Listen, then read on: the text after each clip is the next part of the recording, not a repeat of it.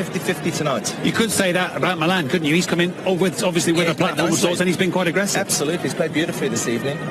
So it is there, but maybe that was their game plan. Maybe Vaughan's right, that's their game plan, to back time, to get overs into the fast bowlers, and then to see where they get to. The consensus seems to be that it's kind of as you were. We are nicely poised at the end of day one. Thank you very much, Kevin, for joining us. We'll see you again as the match unfolds. Plenty more to come from us before we're done, though. We'll be back with you in just a couple of minutes here in Brisbane.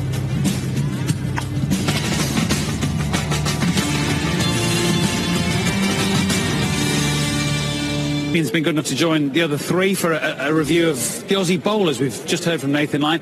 What kind of day do you think they had, Damien? Overall, I reckon about a 6 or 7 out of 10. I think we didn't quite bowl full enough early on. The ball that Stark bowled to Alistair Cook, I reckon we needed more of that length. You know, just to get it up there. The batsmen were generally going back in the crease. But later on, we had that, when it started to go reverse, and with Cummins with his pace and his ability to make the ball go reverse, when he knocked over Stoneman, I thought, geez, we're very much in the game here. And then the change of ball, and it seemed to go normal swing. So I thought we bowled better probably in the second half of today, and Nathan Lyon was the cornerstone of that. The stock bowler, he could tie up an end, and the quicks could attack from the other end.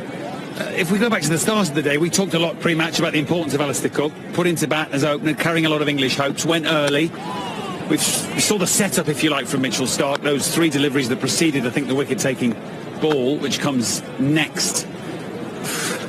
Actually, if you take 10-11 and all the glory that he had in that series out of the equation, Australia's not been a happy hunting ground, really, Ricky, for Alistair. Well, to be totally fair, Ashes cricket probably hasn't been that kind to Alistair Cook. If you look at the overall thing, the average is 26 maybe in England. Hasn't never scored an Ashes 100 in the UK. The 400s he scored have all been here in Australia. He scored 400s, and 3 of those was in one series. So, yeah, look, it's obviously both countries not easy places to start for opening batters. Yeah. There's his record there. There's the big purple patch in the middle. Yeah, 38 and a half against Australia in Ashes tests, and yeah, that little lot of Manhattans in the middle and not much either side of that. So, but I think Damien's right. I think Stark bowled well to him this morning. That setup was spot on. Yeah. First 3 just sort of pushed in towards off stump. The one that he edged just a little bit of outswing and caught the outside edge of the bat. 30, I think, Ashes innings since that last century. Do you want to stick up for him? Well, I just think that's Alistair Cook's career. You look at him in the summer, he wasn't in great form, then goes and gets a big double 100 against the West Indies, and that's what he did in 2010-11. He had a rich vein of form, scored runs pretty much at every occasion. You know, I think you've got to give credit to the bowlers as well. Australia, you know, in 13-14, the likes of Ryan Harris, Mitchell Johnson, now Mitchell Starc, there's some high quality being thrown at Alistair Cook. You know, you look at his movements, and that shot today, playing on the move, he'll be trying to iron that out going forward throughout the series. But yeah, you look at the Manhattans, he had that rich vein and he's struggled since. I suppose you could have a similar conversation about Joe Root in terms of the importance of the wicket and the fact that he went fairly cheaply, Graham? Oh, absolutely. Joe Root, look, he's England's best player. He's number 2 in the world behind Steve Smith. And what we couldn't actually believe upstairs is this had to be reviewed in the first place, because it looked absolutely stone dead. And it actually proved to be absolutely stone dead. I thought Ricky was going to have a fit in the box when it was given that out. His head just went. His head went to the offside. That's good bowling more than anything. That's a tired Pat Cummins who's been charging all day. And he's got that ball. We see where he's released it from. It has moved quite violently. And he's set Rooty up. You can get good balls over here, as Vaughan said. They're very, very good bowlers, and just because the pitch is a good batting paradise basically today, it doesn't mean the bowlers can't bowl you good balls. And with the lights starting to fade and the ball swinging, it wasn't too much of a surprise that Rooty got a good one. I just like the execution. So he attacked the stumps, took him across the crease with the outswingers, then the in-swinger, and it was quicker and it was on the mark. So I reckon that was a bit of bowlology goal. And it went late. That's the thing with it. I mean, it didn't just swing a little bit and early. It swung a lot and it swung late. I think that would have knocked most right-handers over that. I mean, we've spoken about Nathan Lyon. I thought that over from Cummins was the best over of the day because he got Root's head. He's trying to get his head over to the offside to try and nullify that outswing. He bowled him 2 outswingers in that over. And then because of that in-swinger, which he hadn't bowled before, completely surprised Joe Root. He didn't expect that to happen. You know, I thought Cummins was the pick of the 3 Australian seamers. You know, if he gets a quicker pitch, and it might be in the second innings, it might be at Perth, he's going to be a real handful.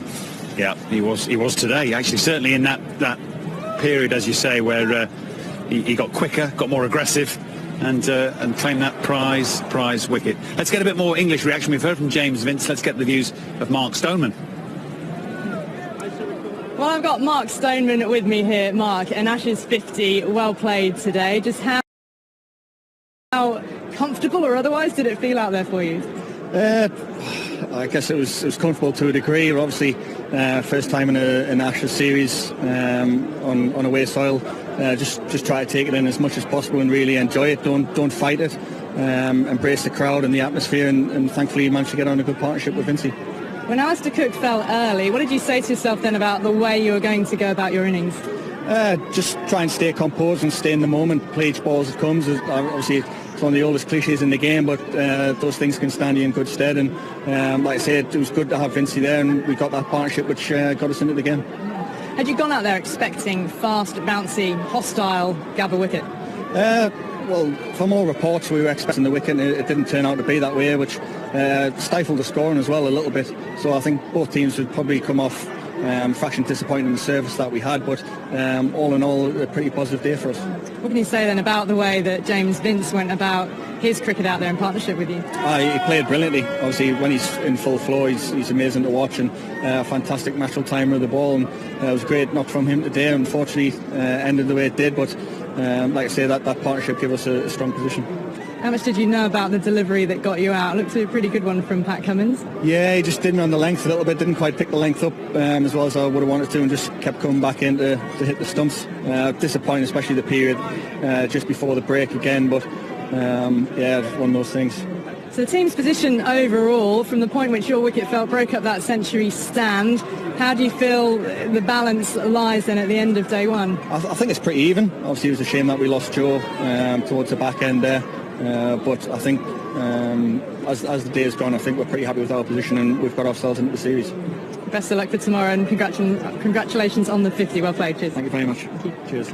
Yeah, he's second for his country. There's an unflappability about him, both in terms of how he talks and how he plays. Well, he just enjoyed it, didn't he? He was smiling throughout the day. Stark came round the wicket, peppered him, he ducked, he just smiled back. It was great to see. Yeah. Maybe if you've waited that long, he's 30 now, and it didn't look like it was going to come this England call. Maybe if you wait that long, there's a maturity that comes with that debut. I thought he brought a calmness today, and I reckon he helped James Vince out. You know, number 3 in an Ashes series, averaging 19 in Test match cricket. But Stoneman, I thought he got his feet going better than Alistair Cook in those first few overs. He knew that the full ball was the threat, and he negated that, and he let the ball go. And then when he got the opportunity to score, he played it in his unflappable way. I thought he was fantastic today. Yeah, obviously he's played well in the warm-up matches, but we don't know how much to read into that because of the opposition, pitches, etc. But played well against top-class opposition today for sure. And if you said to the folks at home, it'll be Vince and Stoneman will impress you on day one, then they said, are you mad?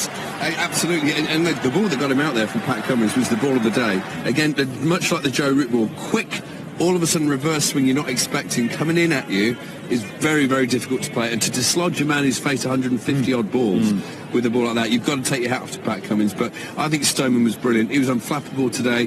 He's a canny Geordie lad. He supports Newcastle, so I'll back him to the hilt. The other thing with what he had to say in that interview was that he got done on length. Yeah. And that was what we felt the Australian bowlers probably didn't quite execute as well as they could have today.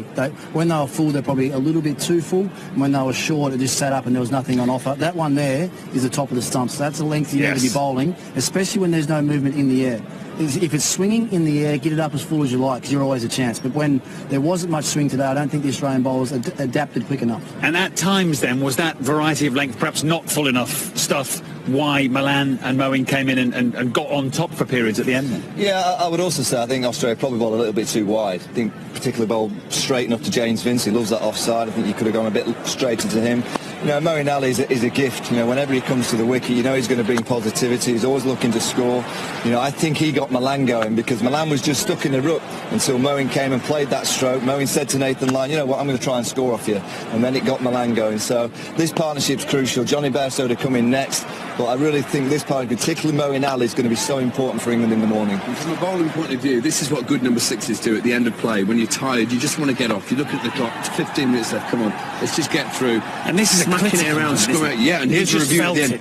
This would have swung the day undoubtedly in Australia's favour, but luckily it was just a tired review in the end. It's always missing leg. Once again, you don't get another one back now, do you? Did you just turn Dr. Evil there?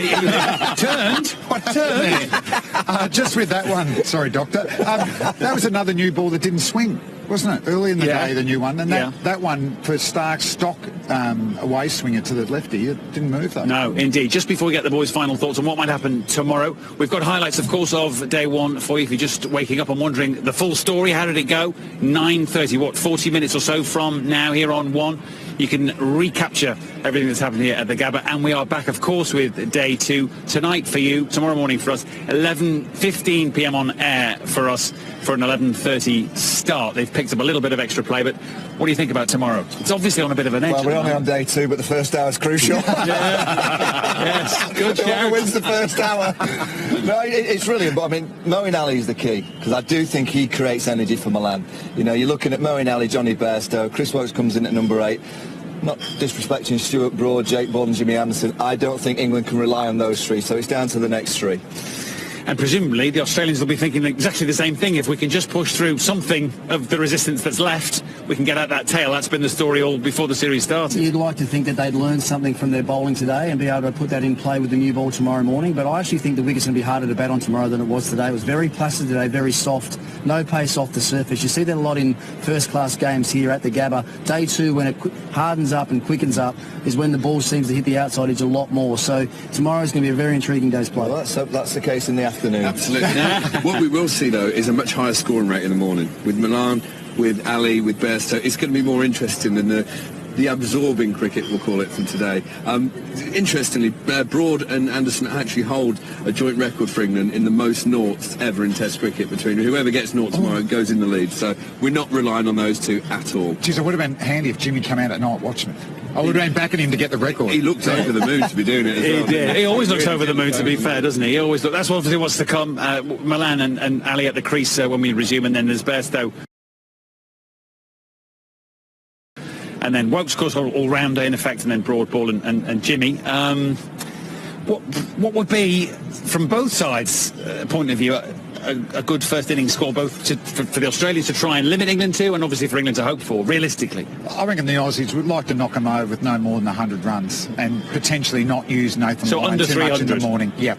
Got the new ball. Probably Josh Hazelwood, probably just slightly disappointing out of the quicks. We just thought he's the banker. He bowls that McGrath line and length. I just think he didn't quite get it right today. He didn't build up consecutive maidens, so maybe he's the man that comes out tomorrow and gets it going. And for the Aussies, hopefully they can start off getting early wickets and use the quicks as well as possible. And what would Joe Root hope for, again, realistically, do you think? Well, realistically, he needs over 300, and you'd want beyond 350 as you possibly can. But, you know, I think when you look at this Australian attack, the worry is that they could blow England away in the morning. Now, England have just got to try and withstand that first 20 minutes because they'll come hard. Moeen Ali will come out and play aggressively. He might need a little bit of fortune. As Ricky said, it might be a harder morning to bat than it was this morning. But I would say that Joe Root, if you offered him 320 now, I think he'd take that. Yeah? Oh, yeah, and you're in the game with that. I mean, you get 320, 350 in most Test matches. You don't lose too many. So England definitely have to get that sort of total tomorrow morning. Who'll sleep happier, Ricky? Who'll sleep happier, do you think? I think Jeffrey Boy can't I'll sleep. sleep happier than I did last night. Jeffrey will sleep like a baby, yeah. Who'll sleep happier? I think Vince will have a nice sleep tonight. Yeah. Tomorrow morning's going to be crucial. Yeah, but that's true for both teams. Yeah. So they might both toss and turn a little bit. What do you think? Well, I just think, I mean, it's the morning, you know. I mean, it's very even Stevens. I was impressed with England today. You know, I really was, because we all expected them to be blown away once Alistair Cook had got out early. And the impressive thing for the England supporters is that those three players that are under a huge amount of pressure, Stone, Vincent, Milan, in their first Ashes Test match, they played with control. Yeah, it's day one of, what, it could be 25, it might not be, but it could be potentially 25. So do we know much more now than we did this morning? Well, it's definitely a tick for England first, because they come here with 3 in their top 5 in the batting order that we had questions about. Are they good enough at Test match cricket? If that's their standard, Stoneman and Vince, well, they're certainly going to get some runs here. Milan started well. So I reckon more questions were answered, not for the whole series, but for this Test match for England. For Australia, I reckon they'll feel like they didn't quite bowl to their best. I reckon they'll feel like they've got more up their sleeve, and they'll be banking on a big hour tomorrow morning. Not for the last time. The last word, Swanee. Well, I think England will be very happy. What they've shown a lot of people is Pat Cummins is probably a better bowler than England expected. They hadn't seen a lot of him. And the other two aren't as quick and nasty as everyone had told them they were beforehand. So the England team will be very happy with the way they negated this fearsome Aussie trio. But they'll be also very worried about the way they let Nathan Lyon bowl all day. It's been absorbing. It's been an absolute privilege to be here. We don't really know what's going to happen tomorrow. That's the bit I take away. It's been a big first day. Thank you very much, Michael, Ricky, Damien, obviously you, Swanee, with all your impressions. Keeps me on my toes, that's for sure. Thanks to everybody else, of course, and thank you to you for watching, whether it's been all night or just for the last couple of hours. We hope you've enjoyed it, and we will see you tomorrow.